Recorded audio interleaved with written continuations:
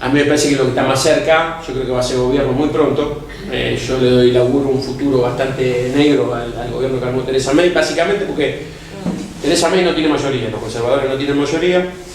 Entonces es un intento desesperado lo que hace un acuerdo ayer. Digamos, hace muchos años que había mucho lío en Irlanda del Norte, cuando se negocia en el 99 se negocia lo que se llama la autonomía relativa, que es un lío muy grande que se arma con los nacionalistas escoceses, galeses de Irlanda del Norte, que dicen que no están más dispuestos a tener un delegado de Londres y que quieren tener una asamblea parlamentaria propia en cada lugar. Se arman las tres asambleas en el 99, una en Gales en su capital Cardiff, la escocesa en Edimburgo y la de Irlanda del Norte en Belfast. Y se firman lo que se conoce como los acuerdos del Viernes Santo. En esos acuerdos del Viernes Santo se armaba un gobierno de doble primer ministro, o sea, de doble comando, un primer ministro por los unionistas y un primer ministro por los católicos del IRA, digamos, sin fin en su nombre de partido político, por eso del IRA. Y ese acuerdo implicaba que ninguno de los dos, si bien elegían y llevaban diputados al Parlamento Británico que está en Londres, ninguno de los dos podía participar fuera de Irlanda del Norte de ningún acuerdo gubernamental que implicara situaciones del Reino Unido. El sistema del Partido Unionista Protestante de Irlanda del Norte acaba de violar ese acuerdo hoy para entrar al esquema con Theresa May. Y además le ha pedido una cantidad de prerrogativa económica que ha hecho que los propios conservadores de Escocia y de Gales hoy les han pedido a Theresa May la renuncia, antes de que asuma. Hay un video dando vuelta que se los recomiendo, que es hay un festival que se hace ahí la participación de Corbyn en Glastonbury. Excelente. Bueno, en la historia hubo un político que fuera ahí y no fuera echado a piedras. Lo aplaudieron, fue muy bueno. Entonces, ¿qué te quiero decir? El laborismo no es una cosa nueva, porque en realidad en eso Perón era un viejo pillo y él siempre tenía él siempre escondía cuáles eran sus influencias reales y admitía tener influencias distintas a las que en realidad tenía para que no se descubrieran. Entonces ustedes también, bueno, él hablaba siempre de la tradición hispánica, bueno, el grueso de los valores que lleva adelante el peronismo, el primer peronismo, son los valores que crea el laborismo inglés. El laborismo inglés produce el primer think tank que se conoce en la historia, que es la Sociedad Fabiana, que se funda en el año 1884 por una cantidad de intelectuales ingleses que habían trabajado con Marx y con Engels, pero que no estaban de acuerdo con la idea de la dictadura del proletariado. Que los tipos decían que había que llevar al gobierno, pero por la vía democrática, y que había que mantener la independencia de los sindicatos del gobierno para que los trabajadores tuvieran una herramienta de presión si el gobierno no cumplía su programa. De eso surge el Partido Laborista, que tenía dentro de su seno lo que fue la encuesta de medición de pobreza, la primera del mundo, se hizo en Londres, que de ahí viene el concepto de línea de pobreza, porque el que lleva adelante esa encuesta era un sociólogo que era hijo de un empresario de barcos de Liverpool que se llamaba Charles Botts. Entonces, línea de pobreza era porque el tipo se inspiraba en el barco, si el barco estaba arriba o si estaba abajo, flotaba o no, y es el concepto de línea de pobreza. Y estaba dentro de la Sociedad Fabiana el movimiento de las sufragistas, que se cumple en estos días el aniversario, que son las primeras militantes laboristas de Londres que pelearon para el voto femenino en Inglaterra. De la Sociedad Fabiana surge el laborismo, que el laborismo tiene recién su primer presidente en 1924, que es el que funda los sindicatos. Si vos ves el programa de Tomate el Trabajo, mirá, el programa del primer laborismo inglés del 24 al 30, y el primer peronismo, no te voy a decir que está todo copiado de ahí porque sería muy malo, pero digamos, y en realidad lo que hace Corbyn, después de lo que fue la traición de Tony Blair, digamos, con esta cosa de la tercera vía y toda esa macana que hizo, situación que continuaron todo, y además Corbyn, una cosa que poca gente sabe, tiene una enorme influencia de América Latina, porque sus dos mujeres, su primera esposa, madre de sus dos hijas, y su actual esposa, una era chilena y esta mexicana. Y él participó de todos los movimientos británicos en apoyo a América Latina, incluido, él fue el que encabezó la firma de los legisladores británicos a favor de Argentina contra los fondos buitre, y fue el que encabezó el movimiento de captura de Pinochet pedido por Baltasar Garzón cuando Pinochet estaba exiliado en Londres. O sea, es un tipo claramente que es un outsider del sistema político británico. Es el único tipo importante de la política británica que no tiene título de grado universitario. Corbyn era sindicalista.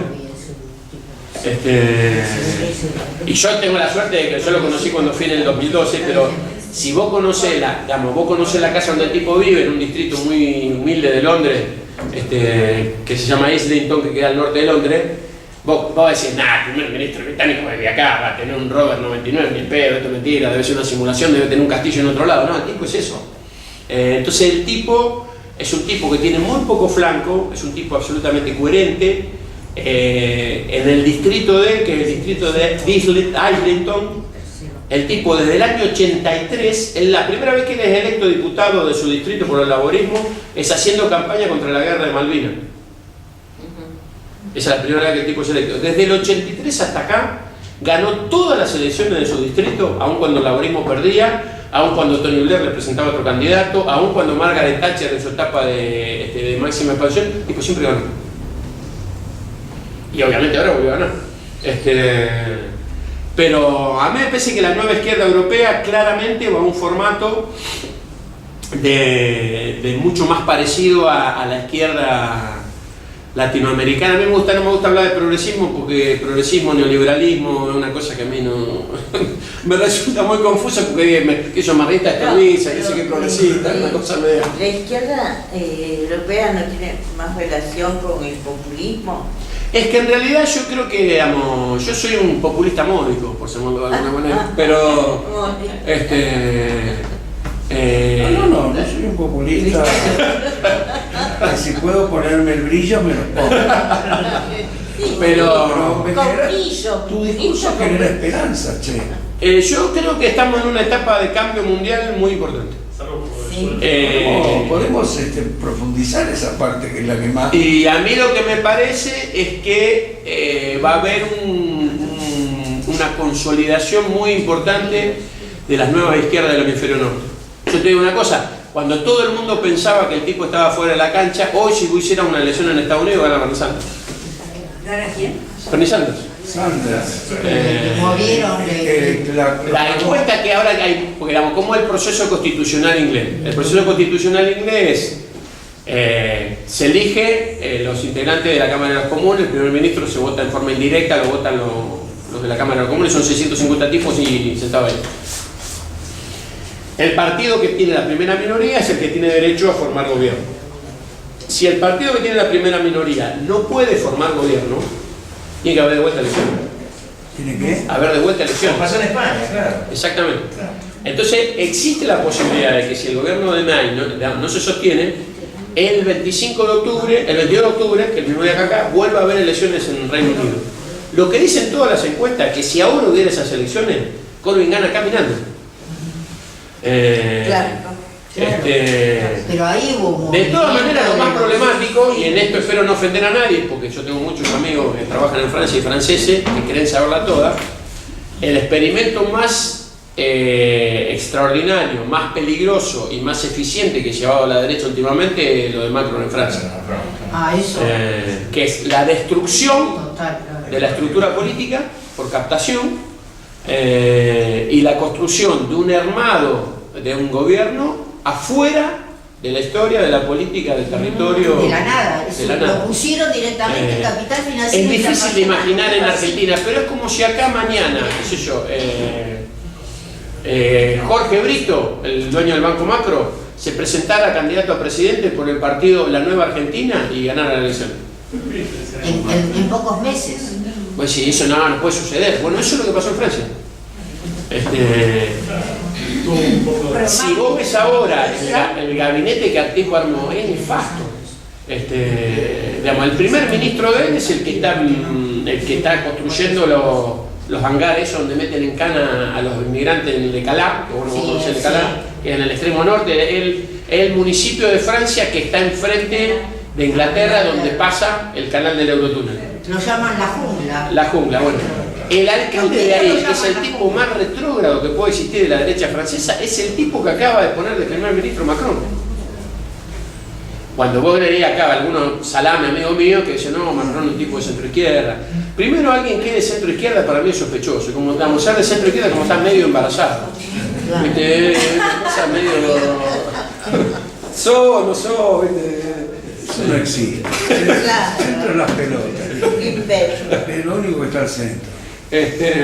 Y en ese sentido yo creo que lo más peligroso como proyección es que los tipos constituyan el modelo francés como un modelo de siglo XX. La política ya no es necesaria, porque inclusive ya no es necesario ni siquiera que corrompamos políticos existentes. Ya directamente ponemos los gerentes nuestros y otra cosa. Es como Vichy. Y una cosa, para mí es un problema muy complicado. Y además porque si vos ves cómo quedó el panorama, vos calculás que sumando todos los diputados socialistas, todos los diputados de Francia Insumisa y todos los del Frente Nacional, todos esos juntos son 76 de 577. O sea, entre Macron y Sarkozy tienen 498 diputados. Qué grande. Que además hay una cosa que es cierta, a diferencia, digamos, Corbyn tuvo una estrategia de campaña que en ese sentido funcionó mejor que la de Mélenchon, porque Mélenchon ahora, Francia tuvo el 52% de abstención, la más grande de la historia moderna de Francia, nunca hubo ese nivel de gente que no fue a votar. Y sin embargo, en Reino Unido hubo 1.500.000 ingleses entre 18 y 25 años que nunca habían votado y que se anotaron y lo fueron a votar a Corbyn. Ahí hubo un clic en el formato de comunicación y en la expectativa generada, donde la política de Corbyn fue mucho más eficiente que la de Mélenchon, que no es que los tipos, que haya ido mucha gente, o sea, cuando vos analizás el formato global de la composición de la asamblea, si vos analizás la cantidad de gente que lo votó en relación al padrón total de Francia, Macron obtuvo el 17% de los votos. Traducido al nivel de absentismo fue el 33%, porque más de la mitad de la gente no votó. Pero o sea, el tipo constituye gobierno en Francia con el 17% de los votos. Con lo cual claramente hay también un problema de estrategia política, por lo menos insuficiente. Creo que lo del avance del acuerdo Podemos Socialismo Obrero Español en España me parece muy positivo. Creo que lo de Grecia fue una catástrofe, porque creo que a Chipra lo usaron y es un cadáver político flotante.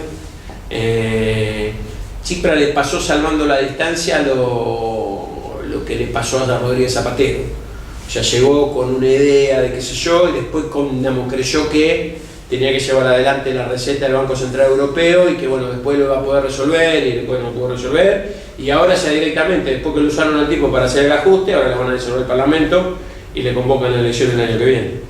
Donde claramente el candidato de la izquierda, que yo después del desastre que hizo Chipre y de la desilusión de la gente no creo que pueda ganar, pero el candidato de la izquierda ya no va a ser Chipre, sino que va a ser Varoufakis, que era su ministro de Economía, que renunció cuando se negó a firmar el memorando con Alemania.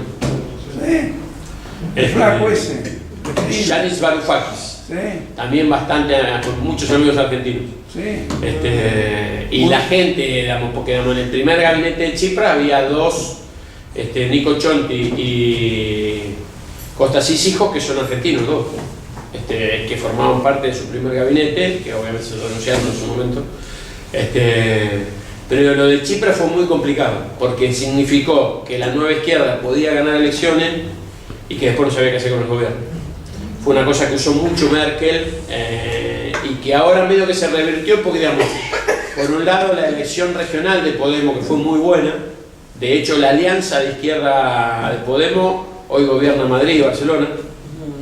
En términos de proyección electoral, mi opinión es que creo que la que está en mejores condiciones de ser la nueva presidenta de Francia, el actual intendente de Barcelona, que es una masa que se llama Ada Colau, que es de un partido de Cataluña, que forma parte de la alianza de Podemos, ella no es de Podemos, pero me parece que por características personales, una mujer de 50 años, con mucha trayectoria. ¿Podés referenciarte en la Argentina con todo eso? Es que en realidad todos estos muchachos, a ver, digamos, todo lo que yo nombré han estado en la Argentina en los últimos 5 años. Es más, Pablo Iglesias, el Monedero, Mélenchon, el segundo de Corbyn, que no me acuerdo ahora cómo es, que es el pibe, que es el jefe de campaña, Tsipras, la chica de, bueno, yo soy un desastre para el nombre, perdónenme, la jefa del partido del bloque de izquierda de Portugal. Esos 5 estuvieron reunidos con Cristina, porque yo ya estaba en Relaciones Internacionales del Senado cuando vinieron. Ya que no es una... ¿Cristina en qué lugar estaba? Presidenta. Presidenta, sí, hace poco. Todo eso, digamos, los laboristas de Corbyn, Melenchón en persona, Monedero en persona, la jefa del bloque de izquierda de Portugal en persona, el jefe de campaña de Corbyn y Tsipras en persona, todos ellos estuvieron reunidos con Cristina entre el 2011 y el 2015 en algunas reuniones que yo, así que puedo decir que en algún lugar está apareciendo el venenito nuevamente de la tercera posición. es que en realidad es la continuidad histórica de eso. Desde la tercera posición. Exactamente. Me alegro muchísimo. Porque en realidad yo creo que el que mejor lo expresa ahora, porque hay una cosa también, a mí me parece que más allá de las características de legitimidad que cada uno tiene y demás, en términos de cabeza, a mí me parece que Correa tiene una cabeza superior. El tipo tiene una... Economista. ¿Superior a quién? A todo lo demás, el tipo piensa 5 años más allá. Yo estuve con él ahora la última vez que estuve acá en Argentina y el tipo tiene 2 o 3 ideas que vos decís, por ejemplo, él que dice ahora, él se va a ir a vivir, la mujer de él es belga, él se va ahora a vivir a Bruselas, porque en realidad es lo que dice que ya el tiempo de Sudamérica pasó y que ahora, porque dice, mirá, nosotros cometimos un error, dice, nosotros se refiere a él, Néstor, Lula, dice, nosotros creímos que íbamos a estar en el gobierno para siempre. Entonces nosotros ¿qué hicimos? Armamos una institucionalidad internacional gubernamental, pero no armamos una institucionalidad internacional partidaria, como tienen los liberales, los socialdemócratas. Entonces, mientras nosotros estábamos en el gobierno, nos reuníamos como Estado. Ahora, cuando no estamos en el gobierno, ¿qué hacemos? Entonces, lo que está planteando ahora es la constitución de una nueva internacional populista, donde estén todos los partidos sudamericanos, amigos, más todos los partidos de la nueva izquierda europea, juntos. Desde el Die alemán hasta Alianza País de Ecuador, pasando por el kirchnerismo argentino y el PT de Brasil. Cuando estuvo con Cristina habló de eso, con Cristina. Me alegro de haberme enterado. Inclusive hay la idea, que yo no sé si se va a desarrollar, pero se está trabajando la idea de que previo a la reunión del G20, que se va a hacer probablemente, se va a hacer el año que viene seguro en Argentina, probablemente en agosto, digamos, se haga en Ecuador una reunión de estos partidos, que digamos, donde esté Francia Insumisa y que elaboren un documento que esas fuerzas políticas como tales eleven a la reunión del G20 en Argentina como la otra agenda que debiera tener el G20 en relación a el desarrollo, los trabajadores, la protección de la infancia. Eso se está trabajando. En eso anda Tayana también. Proyecto importante. Se está haciendo la OIT hace un congreso. Cumbre Mundial de Trabajo Infantil, noviembre de este año en Argentina. Ahí hay una paradoja, Argentina le acaba de proponer como lugar de reunión la rural y se armó un quilombo grande de rechazo. Y en realidad lo que pasa es que hay que tener un problema, que en estos formatos que armó el neoliberalismo post-consenso de Washington, los tipos construyeron algunas cosas que tienen que ver con las cosas en las que creen y otras cosas que tienen que ver en elementos que tienen que ver con sus propios intereses, que están montados sobre causas nobles. Por ejemplo, quien más motoriza esta conferencia son los norteamericanos, que son los principales luchadores contra el trabajo infantil. No porque tengan una convicción sino porque les compite la mano de obra esclava china y del sudeste asiático de infancia. Entonces los tipos luchan contra el trabajo infantil para evitar que le bajen los costos de la manufactura que les llegan a Estados Unidos. O sea, son unos hijos de puta, digamos, pero en realidad los tipos encontraron un mecanismo en una causa que es absolutamente noble, porque además de esta lógica del multiculturalismo, que es otra discusión que yo nunca estuve de acuerdo con eso, que básicamente lo que plantea es un relativismo de valores. Entonces, digamos, por ejemplo, una de las estrategias del multiculturalismo es decir, no, bueno, hay determinadas tradiciones que deben ser respetadas. Entonces, digamos, como los musulmanes de Arabia Saudita dicen que las mujeres no pueden votar ni manejar, no, bueno, pero ellos tienen esa tradición hace muchos años. Dicen, mirá, Inglaterra hace 2000 años, está mal. Que yo, por ejemplo, el pueblo aymara tiene una tradición de muchos años que no reconocen la subjetividad de los niños y de las niñas, sino que dicen que los niños y las niñas son patrimonio familiar y que por ende, si la familia lo necesita, tienen que trabajar. Y Evo ha promovido, que no es un tipo reaccionario, pero producto de eso ha promovido la sindicalización de pibes laburantes, que es un disparate. Entonces, digamos, desde la cosa esta de, bueno, las distintas tradiciones, vos podés justificar cualquier cosa, podés justificar que las mujeres no voten, que los pibes trabajen, todo, porque bueno, son tradiciones culturales distintas, qué sé yo.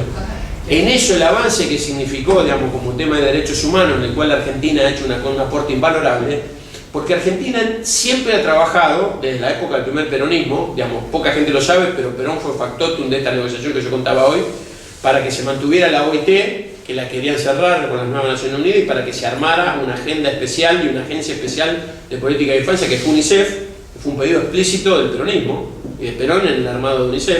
Si ustedes se fijan en las siglas de UNICEF, que Estados Unidos no la quería armar, la E y la F significan Emergency Fund. ¿Significan? Emergency Fund, fondo de emergencia. El acuerdo era que solamente funcionara 5 años y que cuando terminaran de acomodar a los chicos de la guerra, la disolvieron. Y hay una pelea muy grande, y en el año 52, cuando tenía que ser disuelta, en la Asamblea de Naciones Unidas, impulsada por Argentina y otros países, se transforma en una agencia permanente, que tiene que ver con la Declaración de los Derechos de la Infancia del año 50 de acá, que después la declaración esa se materializa en un montón de cosas como la República de los Niños y otras cosas más. Pero la primera Declaración de los Derechos de la Infancia de Argentina, que es del 50, vos calculás que la Convención de los Derechos del Niño es del 89.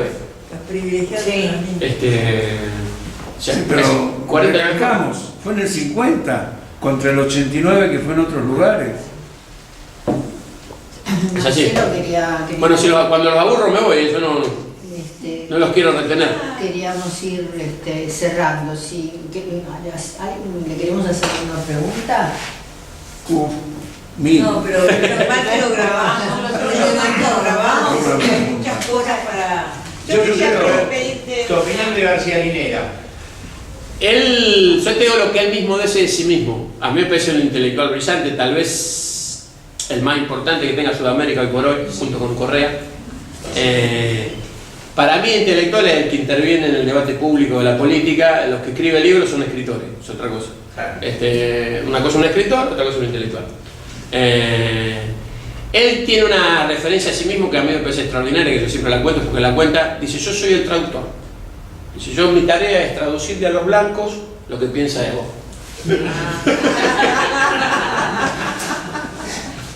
Es una definición absolutamente extraordinaria. Yo trabajo de traductor. Sí, llegó a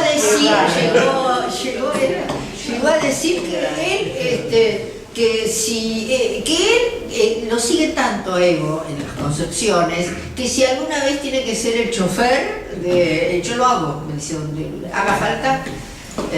Bueno, él insiste mucho sobre esto que planteamos nosotros antes, de vos no podés construir una hegemonía cultural propia si vos le reconocés como válida las categorías que construyeron ellos para descalificar. Claro, totalmente. Si vos te dicen, no estoy de acuerdo. No, el periodismo independiente no existe.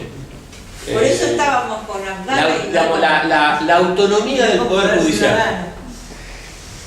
Digamos que si yo tuviera que hacer una síntesis para poder traducir esto que pasó hoy acá, todos aquellos que pensaron alguna vez y escucharon la música del peronismo fascista, hoy tienen que darse cuenta que eso fue una falacia y que esta es la realidad de lo que hemos escuchado hoy.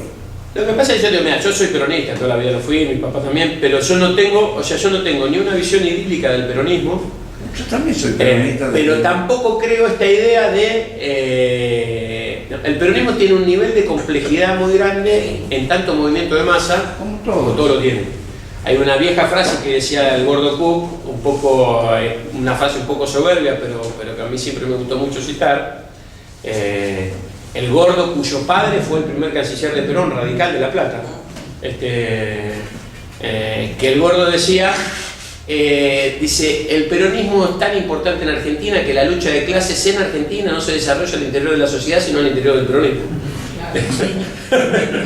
Claro.